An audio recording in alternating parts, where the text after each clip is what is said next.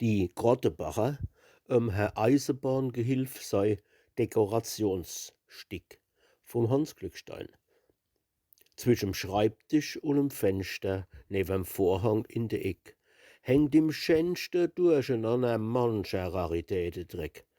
Gitarr, Jodler, Hut und Rucksack, Bänder vum Kerbetanz, Karte, Zigarrenbändel und 'n alter Lorbeerkranz, ganz verdärrte feilsche Sträußcher noch vom letzte Kotillon, Duwachsbeitel, Pfeif und Globe und 'n Buddha auf'm Thron. S hängt 'n Kranz Champagnerstoppe e Bild von seiner Bob.